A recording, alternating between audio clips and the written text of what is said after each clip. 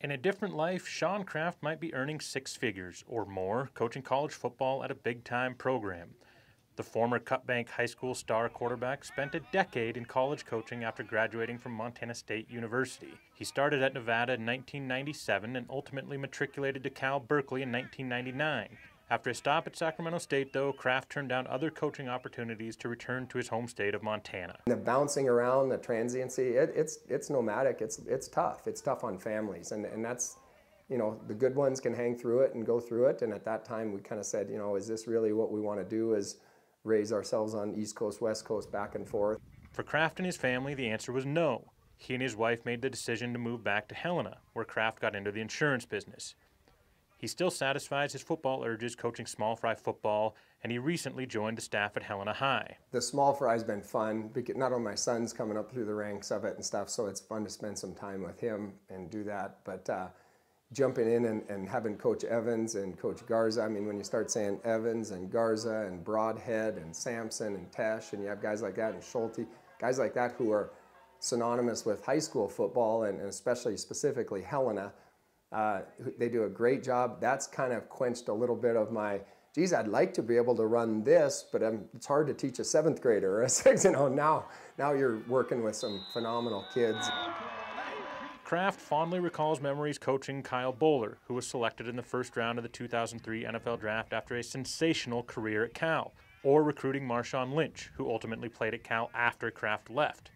It was on the recruiting trail where Kraft produced some of his best stories. At Cal Berkeley, we had a good budget, but not a great budget. And I remember I pulled up to a few houses in LA a few times, and I came walking out and really, I was a young coach. I was the youngest guy in the Pac-10 at that time, and 27 years old and recruiting this big tight end out of Ventura. And I walked out like I nailed this thing, and in pulls a two big fancy Mercedes, comes up, and it's Pete Carroll and the crew from USC getting out, heading into a home visit right after me. Needless to say, we didn't get him. Kraft was at Cal for the beginning of Carroll's USC dynasty, coaching against the likes of Heisman Trophy winners Carson Palmer and Reggie Bush. But he comes back to Montana when asked about the most influential coaches during his career. Anything related to Cutbank athletics or football is synonymous with Coach Kowalski. And I look even now that coming back into high school football, the guy was so far ahead. Not only just inventive, but just fundamentals and just discipline and the program itself. Part of my coaching philosophy delved back to him. It's doing the right things. Not just discipline and technique and things like that, but on and off the grass, he's unbelievable. And with that, taking that in and combining that with a Coach Homo or a Tedford or people that I've been around on the assistant level when I got into the Division I level, I always fell back to those things, and that's what's great about him. He's fun to be around and just demands the best of people. Kraft won a Class B state championship under Kowalski, helping lead the Wolves to an 18-7 win over Shoto for the 1989 title.